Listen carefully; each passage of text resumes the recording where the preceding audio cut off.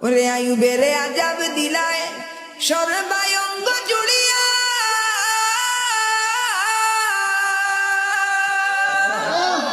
তখ্তশালী বনে গেলেন রহিমারে লইয়া গো, রহিমারে লইয়া।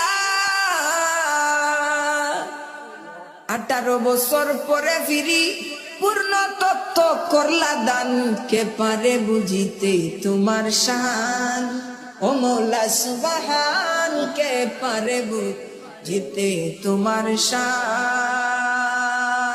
বলি আল্লাহু আকবার।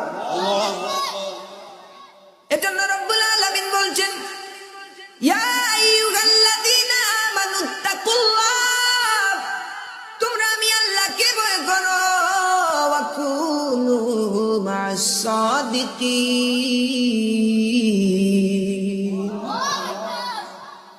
তোমরা আমি আল্লাহকে ভয় করো এবং সত্যবাদীদেরকে অনুসরণ করো।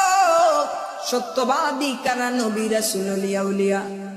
যদি কোনো মানুষ সত্যবাদীদেরকে অনুসরণ করে, তাদেরকে যদি ফলো করে, তাহলে তাদের অনুসরণে জীবনটাকে পরিচালনা করার কারণে তার গোটা জিন্দেগি উজালা হয়ে যাবে।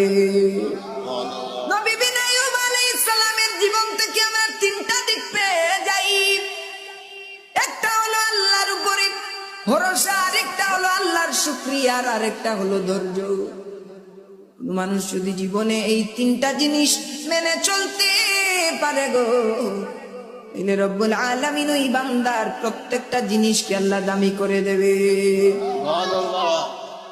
আইয়ুব আলাইহিস সালাম এত শুকরগুজার বান্দা ছিলেন, আল্লাহর এত ইবাদত করতেন, আল্লাহর এত ইবাদত করতেন যে আইয়ুব আলাইহিস সালাতু ওয়াস সালাম এমন কোনদিন নিজে খাবার খেতেন না যতক্ষণ না পর্যন্ত ভুকা মানুষকে তিনি খাবার খাইয়েছেন। সুবহানাল্লাহ।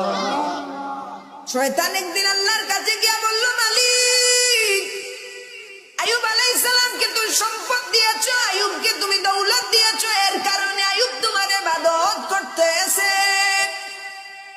রব্বুল আলামিন বলেন, রে ইবলিস, আমার আইয়ুব সম্পদের জন্য নয় রে, আমি আল্লাহর প্রেমিক আমার আইয়ুব আলাইহিস সালাম, আমি আল্লাহর মহব্বতে আমার প্রেমে আমার ইবাদত করতেছে।